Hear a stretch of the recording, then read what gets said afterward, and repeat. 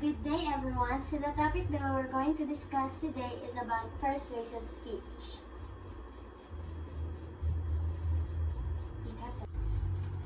So here are our learning objectives. Number 1, we'll be able to know the qualities of an effective persuasive speech. Number 2, we'll know what are the types of claim in a persuasive speech. And number 3, we'll be able to know how persuasive speech works and how it was applied. Persuasive speech. A persuasive speech is this kind of speech that can center on any arguably interesting topic under the sun. So from its root word persuade, which means to convince.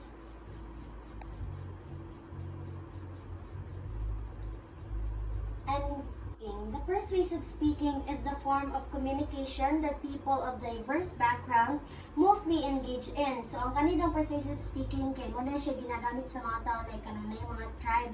Muna lang ginagamit in order na masabtan natin ilahang tribe, like sa mga manubong, may ana. And then, according to Gamble and Gamble 2012, when you deliver your persuasive speech, your primary goal is to influence the thoughts, feelings, actions, and behaviors or attitudes of your listeners. So here are the qualities of an effective persuasive speech. Number one quality is well-defined goals. So the question that you are going to ask in this effective persuasive speech qualities is, what is your specific goal in mind? And number 2 is, do you expect your audience to think different or both after they listen to your speech?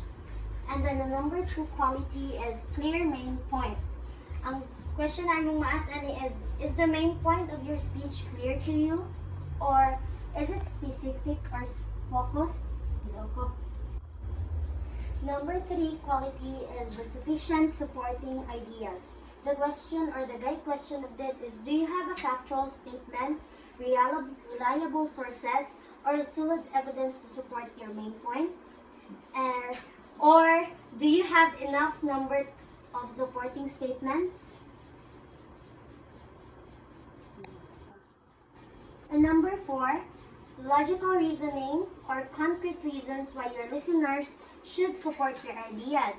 Number 1 guide question is, how will you state your arguments?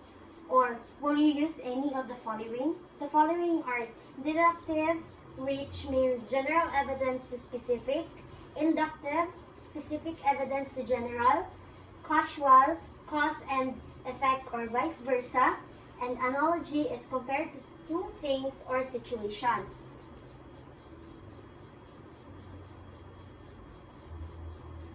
Number 5 is effective and powerful ways to gain the attention of your audience. The guide question is, do you use any of the following effective techniques to grab the attention of your listeners and engage them in your speech? Here are the 5 example of engaging of your speech. Number 1 is powerful and relevant questions. Number 2, striking statistics. Number 3, shocking incident. Number 4, memorable anecdotes. And number 5 is humorous observations or experiences. Number 6 is compelling idea to make your target audience feel and think. The guide question is, do you appeal to your listeners' minds or do you appeal to your listeners' hearts? Number 6 is the salient motives to target the audience needs of your audience. The guide question is, do you motivate your audience by incorporating ideas and thoughts important to their growth and development as individuals? And here are the type of claims of a persuasive speech. Number 1, speech that questions facts. This type questions the existence of a particular event or happening. So from its root word na types of questions, question siya sa fact, kana sa Ginoo jud. So mo ni siya ang example. Ang argument is sentencing criminal to death are wrong. The purpose of this argument is to persuade listeners that the death penalty is ineffective as a punishment as it does not deter crime. And its main purpose is that death penalty does not work as an effective punishment because it does not deter crime. And its supporting idea is, in a survey of various experts from the American Society Association of Criminology, the Academy of Criminal Justice Sciences, and the Law of the Society Association, it was found that majority of the experts did not see death penalty as a deterrent to homicide, according to Radelet and Lockhart 2008. Number 2 is the speech that questions value.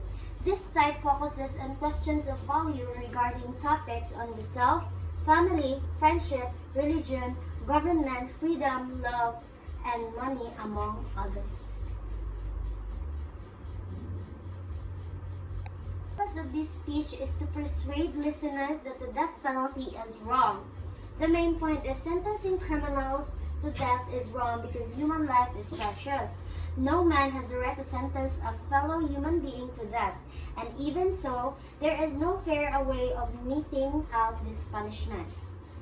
And its supporting idea is criminals might be sentenced to death based on their external factors, such as their race. In fact, a study by the American Civil Liberties Union in 2003 found that there is a racial bias in the application of the death penalty.